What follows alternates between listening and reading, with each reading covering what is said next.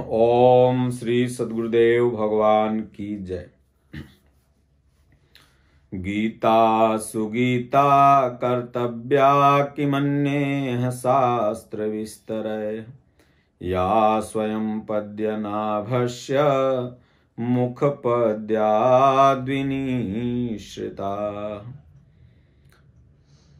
भजन कैसे करें, कैसे बैठ के करें, आसन कैसा हो, मन कैसे लगाएं, मन लगता नहीं, इन तमाम प्रश्नों का उत्तर श्रीमद् भगवद गीता भाष्य यथार्थ गीता के 6वें अध्याय में भगवान श्री कृष्ण ने 10वें श्लोक से लेकर के 20 श्लोक तक दिया। बहुत ही सुंदर।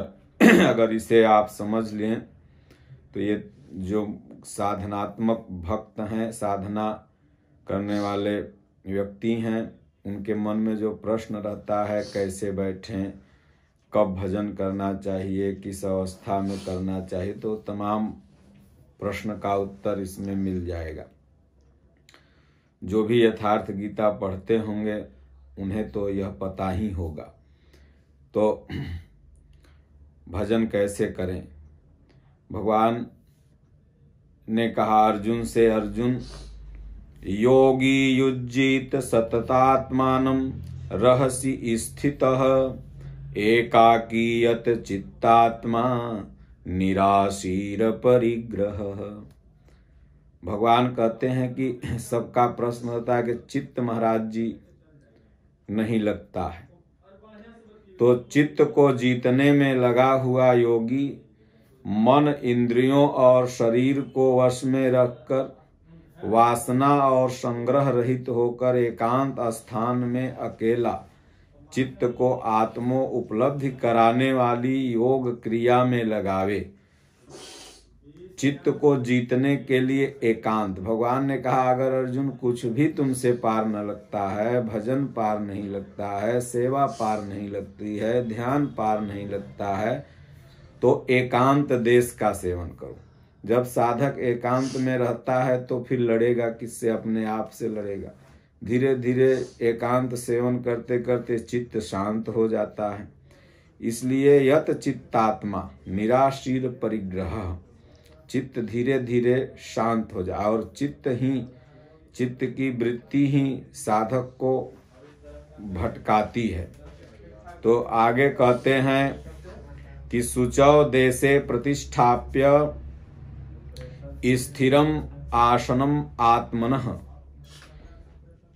चित्त को जीतने के लिए, भजन करने के लिए आसन कैसा हो, स्थान कैसा हो। बहुत से लोग कहते हैं तीर्थों में जाना चाहिए, बहुत से लोग कहते हैं सिद्ध स्थान में जाना चाहिए, बहुत से लोग कहेंगे कि सिद्धि के लिए वहाँ कामाख्या चले जाओ, तो हिमालय में चले जाओ, आसन यह होना चाहिए, वह होना चाहिए। लेकिन गीता में भगवान ने इसको स्पष्ट किया कि शुचौ देशे प्रतिष्ठाप्य स्थिर आसनम आत्मनः नात्युनीचम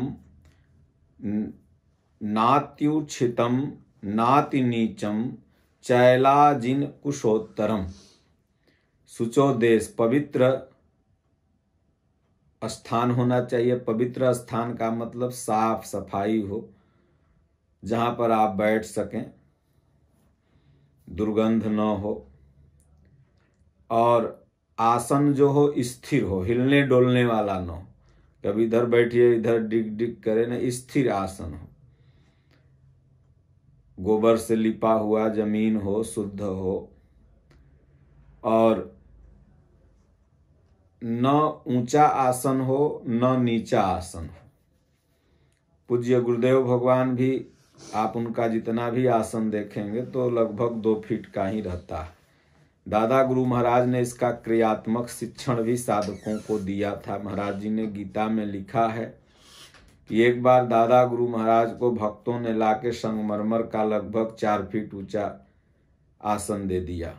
एक दिन तो दादा गुरु महाराज बैठे, फिर दूसरे दिन उन्होंने कहा नहीं हो, साधु को ज्यादा ऊंचे नहीं बैठे के चाहिए, नहीं तो अभिमान हो जावा करत है, और ज्यादा नीचहू न बैठे के चाहिए, नहीं तो हीनता आवत है, अपने आप से घृणा होत है। और पूज्य गुरुदेव भगवान ने बताया कि उसको जो भी चित्रकूट सत्यनसुईया गए होंगे तो आश्रम से थोड़ा दूर पर एक बगीचा है, वहां पर वो आसन है, मैंने भी देखा है, मैं गया था एक बार विचरण में, तो वहीं पर पूज्य दादा गुरु महाराज ने उस आसन को रखवा दिया। उस आसन पर कोई भी नहीं बैठता है, क्योंकि दादा गुरु महाराज एक बार बैठे थे। तो इसलिए ध्यान करने के लिए, चित्त को बस में करने के लिए, मन को बस में करने के लिए शुचौ देशे प्रतिष्ठाप्य स्थिरम आसनम आत्मनः नात्युच्छितम नाति नीचम चैलाजिन कुशोत्तरम। कुश का आसन हो, चटाई हो, मृग चर्म हो, मृग छाल हो, कुछ भी हो, उस पर बैठ करके ध्यान लगाने का, नाम जपने का तरीका भगवान गीता में बताते हैं। आगे कहते हैं भगवान कि उस आसन पर बैठ करके किस तरह से अभ्यास करें। तो तत्रैकाग्रम मनः कृत्वा यत चित्तेन्द्रिय चाक्रियः उपविश्यासने युज्या उद्योग आत्मविशुद्धये। उस आसन पर बैठ कर ही ध्यान करने का विधान है। मन को एकाग्र करके चित्त और इंद्रियों की क्रियाओं को वश में रखते हुए अंतःकरण की शुद्धि के लिए योगाभ्यास करें। अब बैठने का तरीका बताते हैं, योगाभ्यास करें। अब तमाम लोग योग दिवस मनाते हैं, तो वह व्यायाम दिवस है। योग वास्तव में परमात्मा से मिलाने वाली प्रक्रिया का नाम है। चित्त को कैसे बस में किया जाए, शुचौ देशे प्रतिष्ठाप्य, तो बैठ के भजन करने का, आत्मा और परमात्मा को कनेक्ट करने का नाम यह योगाभ्यास है। इसको भगवान ने योग कहा। युज्यो उद्योगम आत्मविशुद्धये, ये योग है।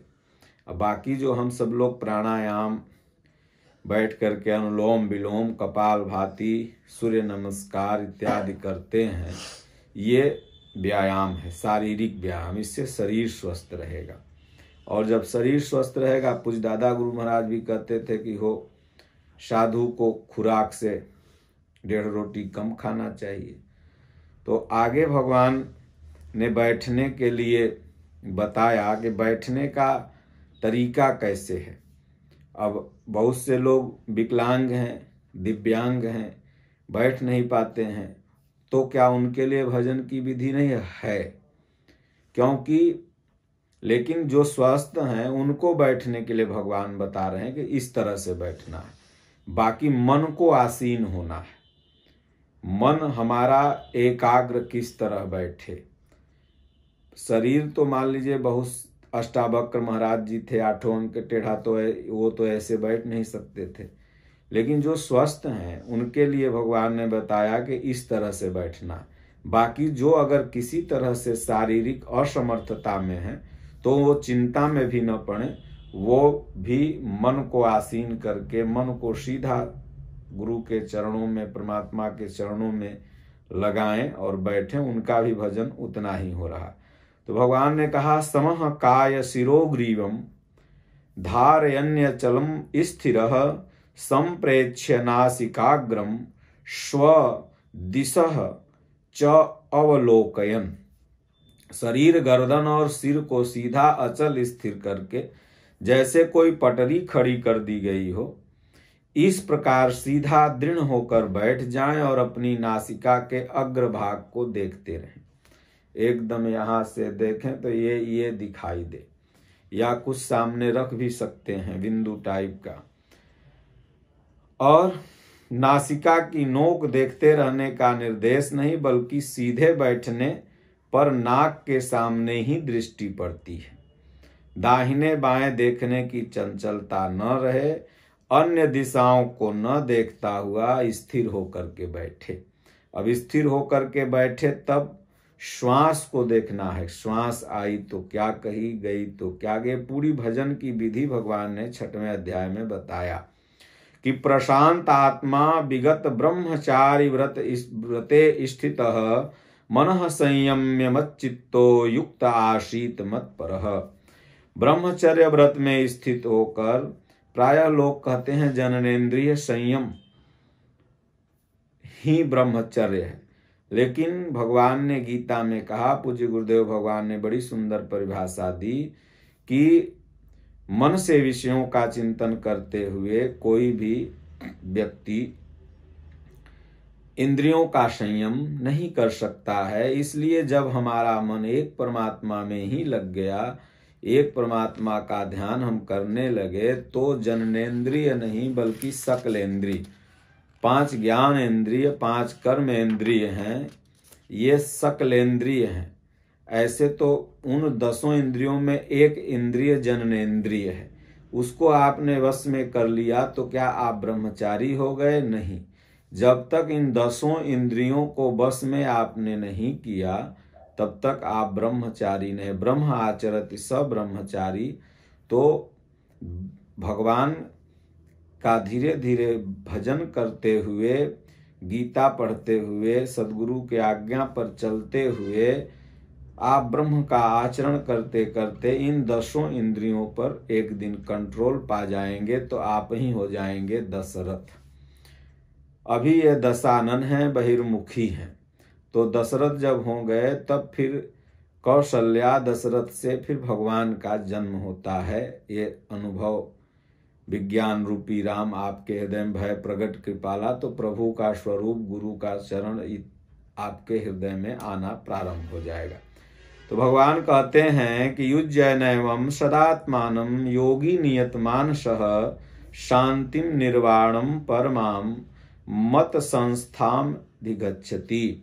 इस प्रकार अपने आप को निरंतर उसी चिंतन में लगाता हुआ संयत मन वाला योगी मेरे में स्थित रूपी पराकाष्ठा वाली शांति को प्राप्त होता है। कौन? जो चित्त को भगवान में लगाए, उसी को शांति मिल सकती है। बाकी दुनिया में किसी को भी आज तक शांति नहीं मिली है। जो चित्त को भगवान में निरंतर अभ्यास करते हुए नाम जपे तो धीरे धीरे वह शांति मिलेगी उसे। कार्ड पर लिखवा देने से कि प्रभु भगवान दिवंगत आत्मा को शांति प्रदान करें, परिवार वालों को दुख सहन करने की क्षमता दें, तो कार्ड में लिखवा देने से शांति नहीं मिलती है जीव को। शांति अवधु जीवत में कर आशा, मुए मुक्ति गुरु कहे स्वार्थी, झूठा दे विश्वासा। शांति इसी से मिलेगी कि युज्य नैवम सदात्मानम योगी नियतमान सह शांतिम निर्वाणम परमाम मत संस्थाम अधिगच्छति। आगे भगवान कहते हैं नात्यस्तस्तु योगस्ति न च एकांत मनस्तः न चाति स्वप्नशीलस्य जाग्रतो नैव चार्जुन। अर्जुन, यह योग न तो बहुत खाने वालों का ही सिद्ध होता है और न एकदम खाने वालों का सिद्ध होता।